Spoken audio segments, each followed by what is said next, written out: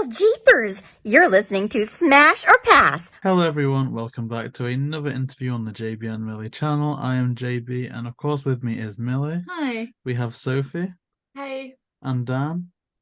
Hi. And the special guest who we'll be interviewing today is Matthew K. Manning. Thank you so much for joining us. Thanks for having me. So I'm really looking forward to getting into your career, writing comics and also stories as well and prose. But getting into that, I've noticed that on your website it says that you've written over 100 titles. But before that point, what was your journey like to become a writer? Well, I originally wasn't sure if I was going to write and draw because I was mostly interested in comics originally. So I went to the School of Visual Arts in New York City and majored in cartooning. And there I studied with lots of different professional artists and enough to realize that I'm a storyteller and not so much an artist. When you see like sketchbooks of friends and they have to draw constantly, then you kind of realize, oh, that's kind of how I am with stories. So I focused just into writing. And while I was there, I got an internship at DC Comics. And that kind of led to my first comic book assignment a year or two later, which was Justice League Adventures. And then that kind of snowballed into other projects. I started meeting with some people in different book departments, and then I started getting into books from there. Actually, my first book assignment was an update for a DK publishing guide to Spider-Man. And it was like a Spider-Man the Ultimate Guide or something. They wanted me just to do a quick update. And so once I did that, I kind of started doing a lot of books for them, and it just kept going ever since. So. Oh, that's amazing. And I know you said kind of the storytelling side of things kind of came after, going into the art side of things and taking a look at that also. But do you think there's any particular stories or any particular writers that influenced you to enjoy, storytelling so much? Well, I originally started out with comic strips. That's what I thought I wanted to do. I was really into things like Calvin and Hobbes and The Far Side and Dick Tracy. And then that kind of, when the '89 Batman movie came out, that kind of changed everything. I became a huge Batman guy. I don't know if you see behind me, that's my the Bat Cave where I work every day, no matter what assignment I'm doing. And so I kind of really got into comic books from there. I'd read some Spider-Man and some Batman as a kid earlier, but I was still young. I was in 5th grade when the Michael Keaton Batman movie hit, and then just from then it was everything I could read. So a lot of the greats comic book writers, the people like Denny O'Neil and Grant Morrison and Alan Moore and Neil Gaiman. So all those were huge influences on me at that point. I just kind of read everything I could. And since it wasn't like today where you can kind of find anything in a library, so I really had to seek out a lot of stuff and went to a comic convention every year that was in high school. It was 3 hours away. I grew up in the middle of nowhere, Ohio, and the comic convention was in Michigan. And so we drive 3 hours to Michigan to just my friend and I, the only other person in my tiny little high school that liked comic books. And so we would just raid the back issue bins and, amass huge libraries. And then when I went to art school, it was a lot easier because they actually had comics in their library. I couldn't believe it. It was like a big thing for me. And so I kind of went to there. But I've always liked reading of any kind. So I was I was a lot of novelists and short stories and things like that. And then that kind of comics were just where I focused my attention originally. And so in terms of like projects that you've written, is it often the case that a publisher will approach you with a concept, or will you typically write the story first? Well, it depends on the projects. It's almost never me writing the full story. So a lot of times I'll write a pitch for an editor. If they're interested, I'll be like, hey, are you guys looking for anything for this kind of thing? And that's when I'll like write a pitch for something. When I was doing some Scooby Doo comics, that's how that kind of where I met the editor, and I would just pitch a whole bunch of Scooby ideas, and the licensor had to approve them before, even if the editor loved them, the licensor then would approve them, and so things like that. For a lot of the licensed books, I do get approached nowadays. So like there's several editors, or I'll just check in with an editor and say like, hey, do you have anything right now? They'll be like, oh, we have this coming up in a month. Is this something you'd be interested in? Or they'll email me and say, hey, we have a new project. Is this something you want to write for? And then I'll write an outline or a pitch, and we kind of go back and forth and see if if it's a good fit for the book. A lot of our audience are people who are aspiring to follow the footsteps of our guests. To what end would your advice be for aspiring authors? For authors, just be prepared to have a long road ahead of you before you get success. I mean, there's people that are overnight instant successes, but there's the reality of any kind of, especially in comics or in licensed books and things like that. It's a long road. I started I think when I was like 21, like right out of college, I got my first assignment, which was that Justice League issue, and then I didn't make a living at it until I was 30.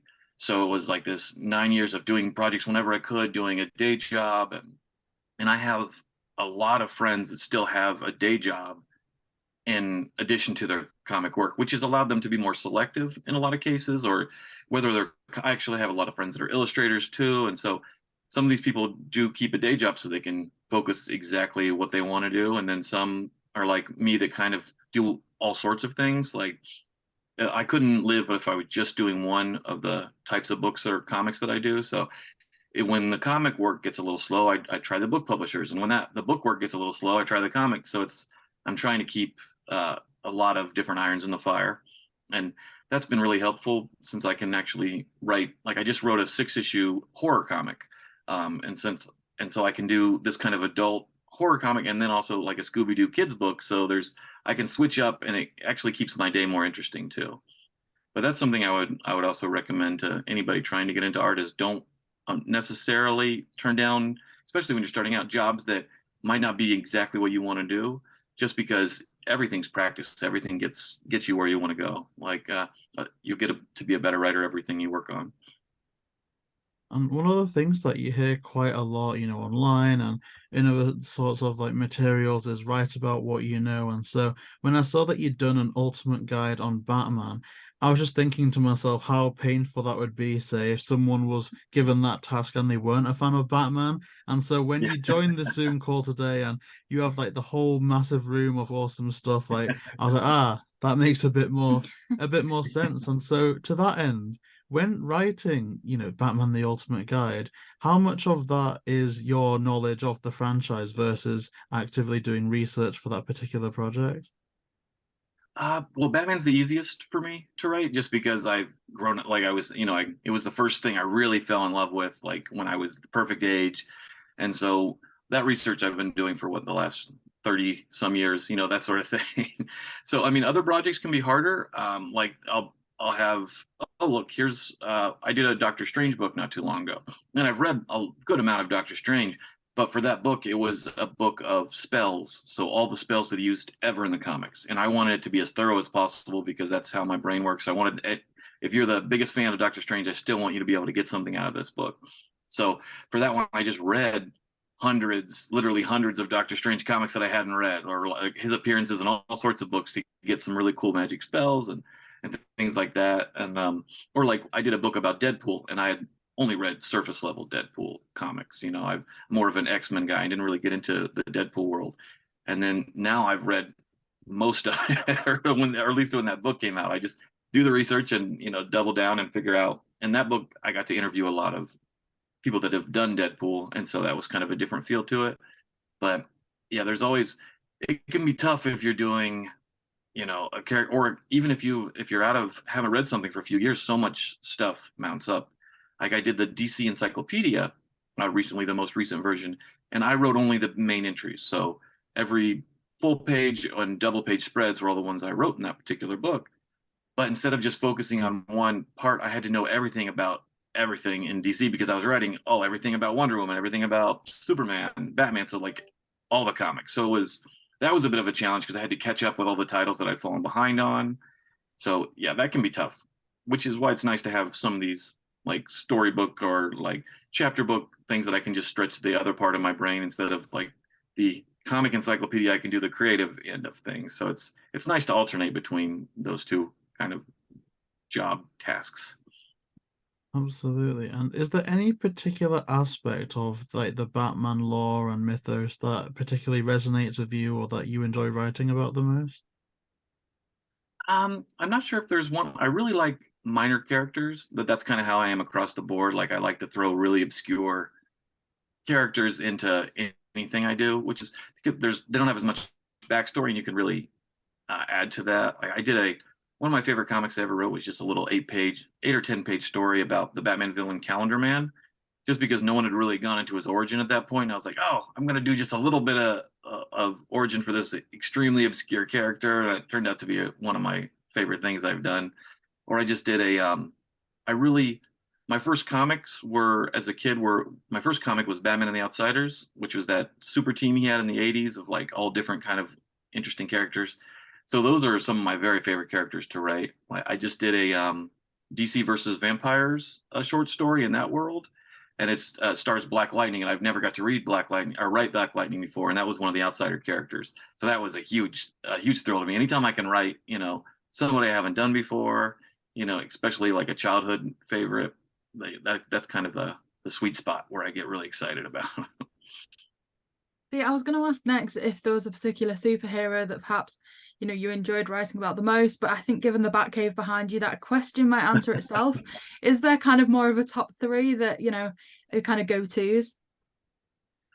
It actually all depends. Like sometimes the story can just be so much fun. Like I did a story for the Legion of Superheroes TV tie-in book for that cartoon, and I got to do a whole story. My editor was like, "What's the weirdest thing you can think of?" And I was like, "I want to do a story about Arm Fall Off Boy, and his only power is literally that his arm falls off, and that's it." And he was rejected from the Legion of Superheroes in the 80s, and I was like, "Oh, that would be I just want to do a whole story of Arm Fall Off Boy," and that turned out to be one of my favorite projects. So, it just kind of depends. Like I do, as far as superheroes go, I do like the whole Batman family, all the characters involved there. Like Batman, the Tim Drake Robin is one of my favorites. Nightwing's one of my favorites.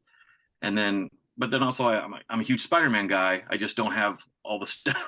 I focus what I collect for fun is on one thing. But I love my library is upstairs, which is all my comic boxes and all my bookshelves of Marvel trades, and those are mostly Spider-Man and Daredevil in those, which I love those characters, and I have a soft spot for Iron Man, Wolverine. So pretty much almost everybody. Like there's if it's a character, one of my main rules of writing is that if it's a character that I can find something in common with, then I feel like I can add something to that. Or like for instance, the Black Lightning stories, I don't know what it's like to be a black man living in America, but I do know what it's like to be a father of 2 daughters. And so that's what my story focuses on. It's very much a dad wanting to get to his family at any cost when the world has just gone to hell. And so it's things like that. If I can find something in common with a character, then I get excited about that link, and I explore that particular avenue. Yeah, I think as well, given the amount of research that has to go into so much of the work you do, you have to find a level of interest somewhere, otherwise it just become quite tiresome. I know you said you've had to revisit lots and lots of works to kind of, bring everything together. So with that in mind, is there a particular superhero that you perhaps haven't been able to write about, but the interest is definitely there, and, it's somebody you could see yourself spending that amount of time researching and kind of bringing things together for? Oh well, yeah. I mean, there's a long list, but and some of the characters I've written about in books I've not got to write in comic form yet. So like, there's that weird character from the Batman and the Outsiders, Metamorpho, who I just have loved his comics from I have all the stuff from the 60s. I was like the only like 8th grader buying comics from the 60s, like it was. And so I bought all this stuff back, and I was just like, love Ramona Fradon's work. I actually have a sketch of original art. She was I think she's 95 now and still drawing exact same quality level, like so good, that she did as one of the first women ever, drawing comics on a professional level, especially superheroes. And so that's a character that's really near to me. There's lots that I've never got to write anything for Daredevil, which I would absolutely love to, because he's kind of like he has very similar themes to Batman over in Marvel, but of a different feel to the character. He's a lot more. He's not always so brooding, which is like, I did a book called The Batman Files, which is essentially what if Batman kept a scrapbook his entire life, and all his journal entries and all this. And it was this huge hardcover that came out. And after I wrote that, it was just you're in this grim world forever. There was another publisher that was saying, hey, we want to do a book about Batman or a book about the Joker. Which would you like to do? And I was like, I want to do the Joker one. I need to get out of this mindset and get to like, so I got to write as the Joker for a while, which was in a very different mindset. Not less dark, but at least a little, darkly funny, which was fun. So, but yeah, there are dozens of characters, well, hundreds probably. I would love to get a crack at. Love Aquaman, which I would love to do.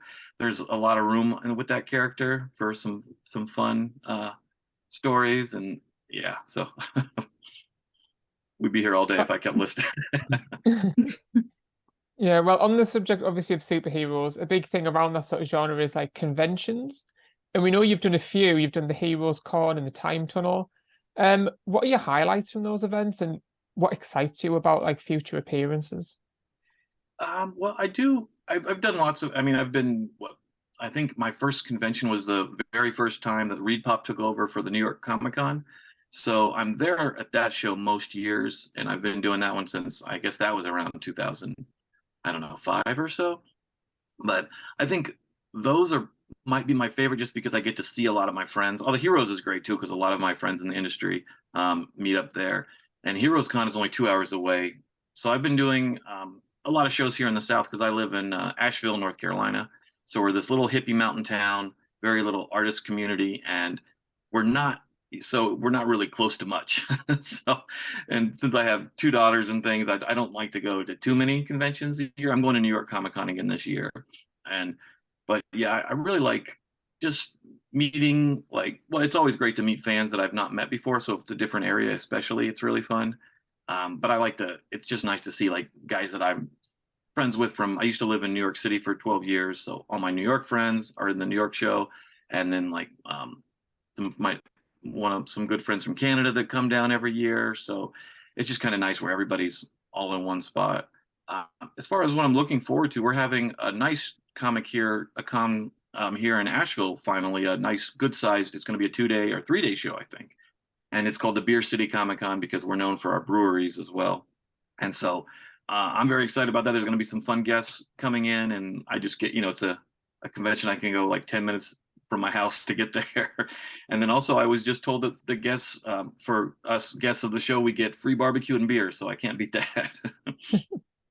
All right, no, that definitely sounds like fun. Yeah. And in terms of Scooby Doo, we've seen that you have wrote some of the comic chapter books and the You Choose stories. Do you recall which ones you wrote first and how they came about? Yeah, well, actually, I can't remember if I did Scooby Doo because I did a couple comics for DC too, and I can't remember now if I did the comics or the books first, because I was doing some Looney Tunes comics for DC as well at the time. But I only did 2 issues of the Scooby Doo Where Are You series. I got them out before this so I could remember, but and that's issue 44 and 56 of that series. And those were a lot of fun because, again, it's like me always trying to connect it to things. So the issue 44 actually talks about the monster, the Jabberwocky, from like Lewis Carroll's stories and the poem, and so I actually set that where my parents live currently. And because they live in this South Carolina little island community. And so I was like, oh, this would be fun to, like all this hanging moss and kind of has this moody Scooby-Doo feel. And then I did a couple of I did 2, well, I've done like 4 books for Capstone about Scooby. And the 2 that I like the most are the Mystery of the Mist Monster and The Secret of the Haunted Cave.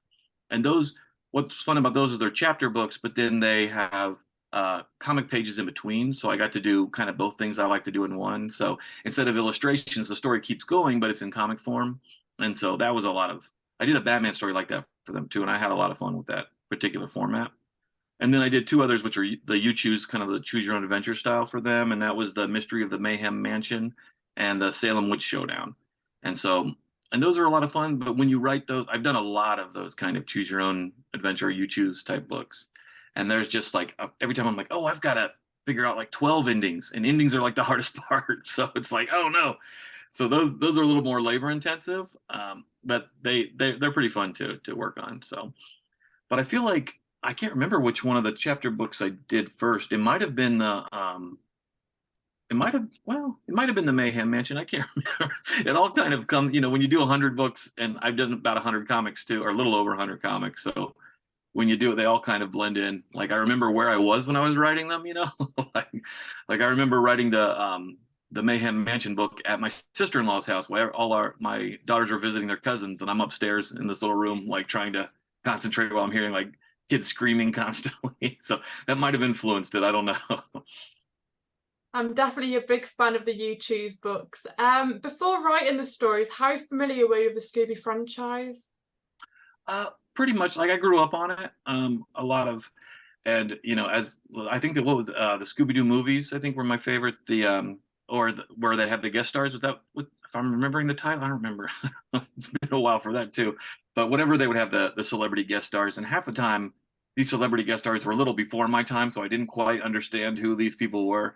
But it was, again, that was one of my first exposures to Batman and Robin too. There was the 2 crossover episodes, and those I watched I don't know how many times. So I really got into and I really like the mystery of Scooby Doo, like that kind of, I also, when I'm like reading short stories, I kind of gravitate towards that sort of like some classic mystery stories and things like that. So it's kind of fun to see that on a different tone and everything. So, but Scooby Doo was a big part of my childhood, and then our theme park near us was Kings Island, and they had all the Hanna-Barbera characters there. So we would see like all that, that was our closest theme park. It was like an hour away, so we'd see all these characters. So they were constantly always, in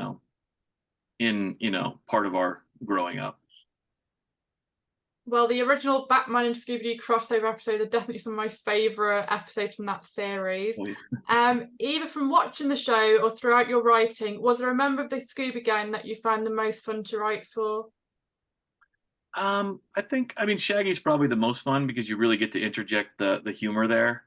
And I do like to, I also really love the Scooby tropes, like to throw in the Velma lost her glasses, and those kind of things are always, I'm like, oh, can I fit that in this story? They're just like ridiculous things that I always really enjoyed. But yeah, probably the Shaggy Scooby dynamic, because it's pretty fun. I remember I think I was having Scooby talk a little too much for the licensor of the comic book series that back then when I was doing the comic, because I got an email that said like Scooby is a dog, so he doesn't talk. And I'm like, oh, he's a dog. Thanks for clearing that up. That was a big help. But it was, and then as the series keep coming, you just hear Scooby talking more and more. So I'm kind of like, I don't know if I was really that off, because you just do the R words and things, which is the most, it's fun to like see what you can throw in those kind of conversations. So it's kind of a little bit of everybody, really. It's fun to write the straight man character of Fred, where he's really got his eye on the prize the whole time, and then still manages to have mishaps and things. So, but yeah, it's a fun one to keep coming back to, that's for sure. Yeah, there's just so many different variations of Scooby now. Like there's some shows where he kind of just says the catchphrases and barks sometimes, and then there's some where he goes on like massive speeches about things. So there's definitely a couple of versions out there. So when going into the process of writing kind of all the Scooby stories that you've done, has it ever required on your part, either voluntarily or recommended for you to watch particular shows? And if so, was there a particular series that you would watch of Scooby where you'd want to catch that particular vibe? Well, actually, I'm almost always instructed to do the original Scooby Doo, which so it's less research for me because I was there for all that when it was on originally, and so but like yeah, oftentimes it's like, oh no, we don't want to do one of the new directions, we don't do the new style. I even had issues. I did an issue. The other issue I did for Scooby was that issue 56 that I was mentioned earlier, where the characters keep like disappearing one by one throughout the story, and then at the end there's a twist. But I wanted to have lots of different cameo characters from other characters from the Scooby world, and almost everybody was taken out. They were like, no, just keep to the core group. So it's kind of like there are a lot of limitations. At least there were when I was writing the comics, and this was years ago, so things could have changed. And I've had I think I even had different editors on both issues I worked on for that. But yeah, so it's almost were always almost directed towards, classic Scooby Doo, and go from there. And but actually for this new one, the Mystery of the Haunted Library, this was the first one I was told, okay, we're doing a different thing, because they had done a Ghostbusters book where all the Ghostbusters were kids, and that's when the adventure took place. And so they said, well, we want to do that with Scooby Doo. And my first thought was, well, they're pretty young anyway. But they're like, no, we want like elementary school age kids, and you can kind of do, what you'd like with it. And so that was a lot of fun, just to kind of get them just a little bit younger, than what we're used to. And then also I thought the art just turned out fantastic for that. So it was a lot of fun to see how it was going to be translated. I wasn't sure. This is the first Scooby Doo picture book I've done, and I've done a couple picture books, not as many. So it was definitely an interesting project, as far as leaving that world just a little bit to try to put some sort of spin on it. It's definitely so interesting to hear about how the Haunted Library story first came about. But in terms of the process of getting to that stage, do you recall if there were any ideas that you maybe had for the story, especially given that the Scooby Gang was going to be quite a bit younger, that ultimately you didn't go for one reason or another along that process? For this one, no, I was kind of like, I kind of went down to this room and sort of I just brainstormed a little bit, and I knew that the twist had to be fairly, or the reveal at the end had to be softer, since it was a picture book, so it couldn't be anything that could give anybody potential nightmares or anything. A happy, resolved, oh, everything's fine kind of ending. And so with that in mind, I started thinking, and then I remember coming upstairs and pitching the idea to my daughters, and I think this was maybe last year when I wrote it. So they're a little older now. They would have probably been 12 and 9 when I did that. But they have a good idea. They have like, okay, we didn't see that ending coming, So that was kind of okay, I'm gonna go write it, But I sent it to the editor, and they had no real changes on it. They liked the direction I was going in. They've been very supportive through this whole thing, and so it was one of those where it just kind of worked out the way I was hoping to. I mean, it'd be really interesting to hear kind of how the process worked, because obviously, like you're saying, you had a fantastic concept for the book, and then, obviously Warner Brothers, I'm guessing, had to have some involvement at some point. Like you said, there's sometimes things like, characters that they want to not have included, things like that, and obviously the publisher as well. So how did that process work from your initial concept to kind of reviews of kind of how each one of those parties thought it was going, things like that as well? Well, for this particular book, I think I want to say it was probably just a paragraph or two saying, okay, this is the story I'm going for. And then that was sent over, and that was approved by everybody. The person at Warner Brothers for this one, I think it was different than the regular Scooby licensor that I've normally gone through, or maybe this changed hands again. But this was someone I was very familiar with. We've worked on lots of other projects, and we have a good working relationship. And he was I think he had a couple notes like, oh, let's, I feel like a couple of jokes he thought might go over kids' heads, if I'm remembering right. So I changed a couple lines here and there, but it was a very minimal, like, it wasn't complete. Like, I've had books that have just been rewritten that I just don't like anymore. So luckily this wasn't the case of one of those. Actually, I don't think aside from that twist in that issue of Scooby that I was talking about earlier, where I didn't get to put the cameos in, I think aside from that, it's been pretty smooth sailing with all the stories that did make it through editorial.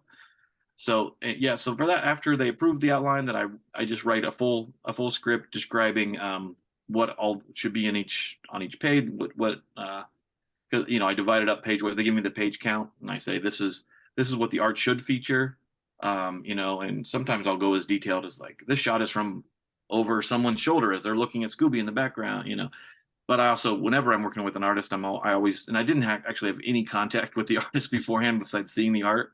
So we didn't have really any chance to talk about the project itself. But I always encourage artists, when I do this kind of thing, if you have a better idea of how to set the scene or set this particular page, by all means, go with what's inspired you more. I do have that art background, so I do have a visual eye when I'm imagining things visually, and I know what you can put on a page versus a lot of problems that writers will say things like, okay, in this panel or in this page, Scooby turns around and he picks up a tennis ball and he throws the tennis ball, and it's like, but you can't have all those actions, you know, in either in one panel or in one page. You kind of have to decide what moment you want to capture. And so thankfully I have that visual approach to comics, which has really helped when I work with other people. But so I'll write just, you know, what's going to be in there, and then what, you know, what's on the text on every page, what the art, what it should be on each page. And then then that's I send it in after a couple proofreadings. Normally for a book like this, it'll take me like, I think I wrote all of it in one day because it was, you know, the picture book, and then I have a long rewriting and proofreading process before I send it away. So I'm like my hardest critic, so I'm always kind of re-examining, you know, and trying to get the dialogue just right.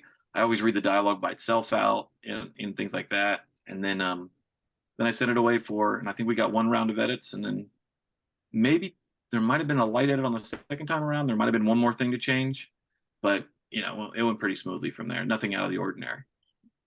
See, my next question was going to be about the communication with the illustrator, because it seemed to tie together so well. There was lots of kind of like clues within the images and things like that. So were you, I know kind of you giving a description of how it worked, were you kind of quite involved at least as to what the image was on the page, even if you didn't kind of get that big level of communication with them at the time?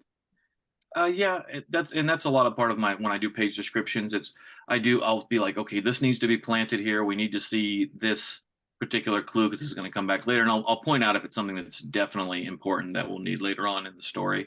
A lot of illustrators will read the whole thing before they do it, but I've worked with some that just jump right in. And if you don't have those details, you're like, oh, we don't have that, you know, we should have, that was a really important one. They're like, oh, I should have saw that coming, you know, things like that. So for this one, you know, it wasn't the most in-depth panel descriptions, but everything they needed to set up the little twist at the end and thing, that was all included. And then they'll send me like the rough pencils for this one, or kind of like the rough illustrations.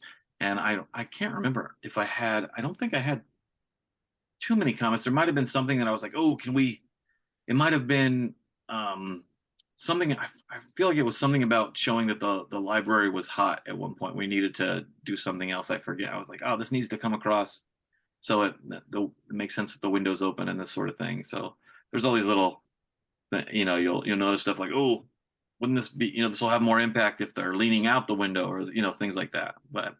And the editor also will come through and they'll put their art notes before I even put mine on there, so I can see what they're already requesting, because you don't want to have like the illustrator have to do like a ton of heavy lifting if it's not necessary.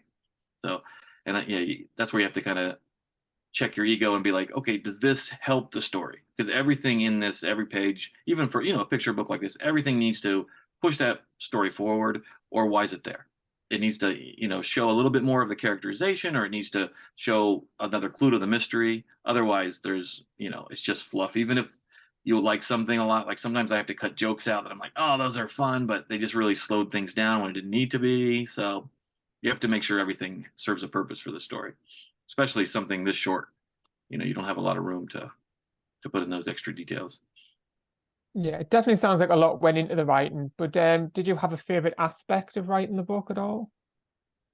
I'm not, for this one, but it was probably mostly just like a couple little dialogue beats that I could put in there, you know, a couple little jokes here and there. I think that's one thing that got changed. If I'm having a hard time remembering it now, but we did I think we had a couple more jokes with the principal, when the principal was there, and they were just like, this is unnecessary. And I was like, all right. You know, you kind of have to realize when you're getting in the way of your own story. But yeah, I always just kind of enjoy the characters' interactions. And it was fun to see, okay, I mean, they're not very different, even though they're de-aged, you know, a little bit. But like, you know, Velma still plays this, they all still play the same role. And so it was kind of fun to do those, you know, things that makes the Scooby Gang lovable, you know, those kind of little character bits here and there when you can fit them in, it can be tough. And, you know, sometimes I had to have the humor added just in the artwork, you know, because they couldn't come out in the actual story, but there's a little bit more room. Well, we can have some visual comedy gag while the mystery is unfolding, that sort of thing. Yeah. Oh, well, obviously as an author myself, I can relate to a lot of what we've been talking about. But in terms of just wrapping things up, are you currently working on any projects that you can like at liberty to speak about? There's a couple that are I'm trying to remember. Well, the one that I can talk about for sure is another Batman book. It's called Batman the Multiverse of the Dark Knight, which is a book that'll be coming out maybe in about a month. I think it's an October release. So that is kind of like a guide to all the different Batman from all different universes. And so that was another big book. This is for Inside Editions is publishing that one. I'm doing I just finished a 6-issue series. I can't really talk about it. It is a horror comic for adults, but it hasn't been officially announced yet. We're still finding the right artist for it.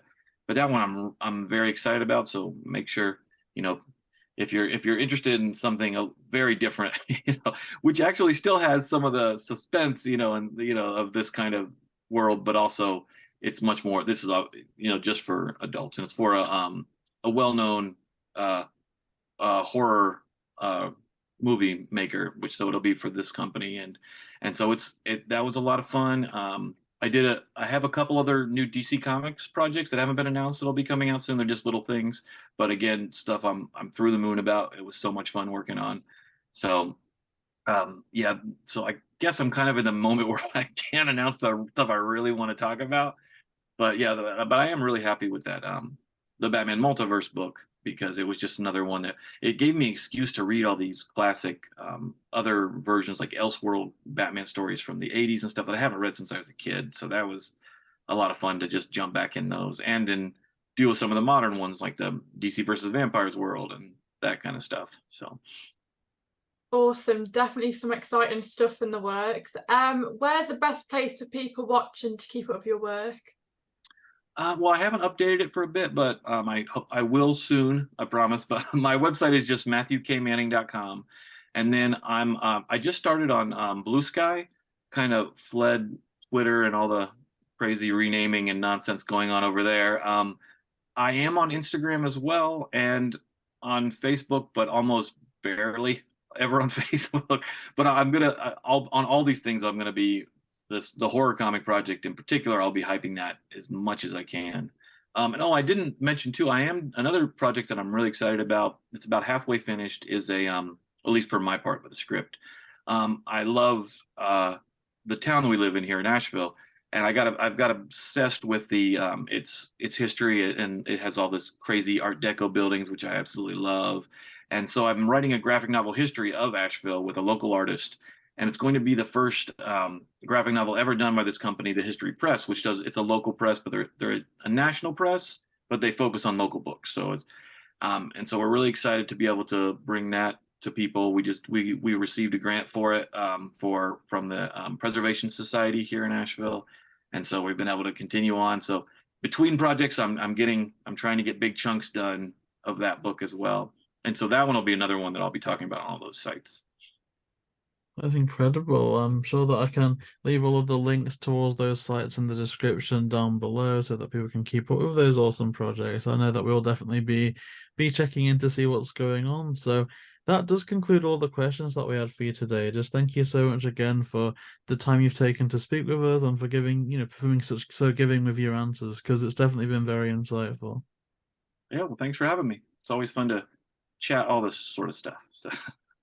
Thank you so much. And for the people watching, if you do want to keep up with what we're doing as well, I'll leave our link tree in the description down below. If you do want to see more of these, then please like, comment, and subscribe, and we'll see you next time.